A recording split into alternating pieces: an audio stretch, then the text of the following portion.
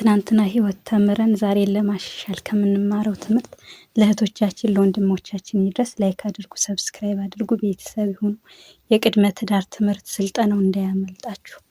ሰላምታ በያላችሁበት ይድረስ ብያለሁ። የቅድመ ትዳር ስልጠና ዓላማ የቅድመ ትዳር ስልጠና ዋና ዓላማ ግለሰቦችና ጥንዶችን ወደ ትዳር ከመግባታችን በፊት በአእምሮ በስሜት እና በተግባር ማዘጋጀት ሲሆን ጤናማና ዘላቂ ትዳር ያማረ ቤተሰብ እንዲመሰረት በጣም የሚያግዝ ሀሳብ 10 ነጥቦች እናያለን። ደግሞ ዛሬ ላይክ አድርጉ፣ ሰብስክራይብ አድርጉ።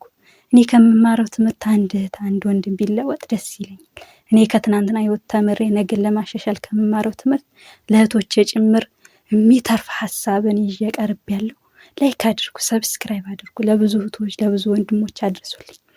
ከነዛ 10 ርዕሶች አንደኛው ራስን ማወቅ ማጠናከር፣ ተማሪዎች ባህሪያቸውን፣ እሴታቸውን፣ ግቦቻቸውንና ከትዳር የሚጠብቁትን ነገር በግልጽ ማወቅ። ሁለተኛ ስለ ትዳር ትክክለኛ ግንዛቤ መፍጠር። ትዳር ፍቅር ብቻ አይደለም ኃላፊነት ጭምር ስለሆነ ማለት ነው።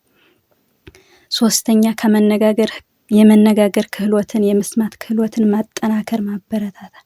ስሜታችን ጤነኛ ነው፣ መንገዳችንስ ትክክል ነው፣ ግልጽ ነው ብለን መወያየት አለብን። አራተኛ ግጭቶችን በጤናማ መንገድ መፍታት። ልዩነቶች ሲፈጠሩ ጥቃት ሳይሆን በንግግርና በመግባባት መፍታት ማስተማር።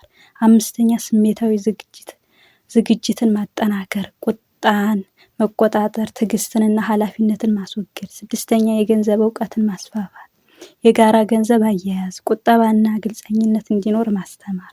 ሰባተኛ መከባበርና መተማመን ማጠናከር። በትዳር ውስጥ ክብር፣ ታማኝነትና እምነት ትልቅ ቦታ አላቸው። ስምንተኛ ላይ ከቤተሰብ ጋር የሚመጡ ተግዳሮቶችን ለመቋቋም መዘጋጀት፣ ድንበር መጣል፣ ከወላጆችና ከዘመዶች ጋር ጤናማ ግንኙነት መፍጠር።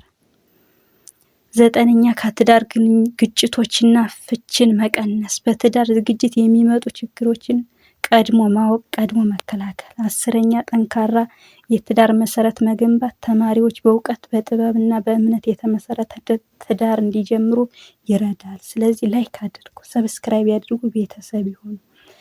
እኔ ከማውቀው እኔ ከመማረው ለእህቶቼ ለአንድ ወንድም ለአንድ እህት ቢደርስ እኔ በጣም ደስ ይለኛል። እህቶቼን ለማገልገል እህቶቼን ለመጥቀም ወደኋላ አልልም። ላይክ ያድርጉ፣ ሰብስክራይብ ያድርጉ፣ ቤተሰብ ይሁኑ። ኮሜንት ጻፉልን። በዚህ መንገድ ቢሰራ ካሁን ቀደም እንደዚህ ያልተሞክሮ አለኝ፣ ይሄን ብታቀርቢው ለተመልካች ጥሩ ነው፣ ይሄን ብታቀርቢው ብዙ እህቶች ብዙ ወንድሞች ይማሩበታል የምትሉትን በኮሜንት ጻፉልኝ። ላይክ አድርጉ፣ ለብዙ እህቶች ወንድሞች አድርሱልኝ፣ ቤተሰብ ይሁኑ።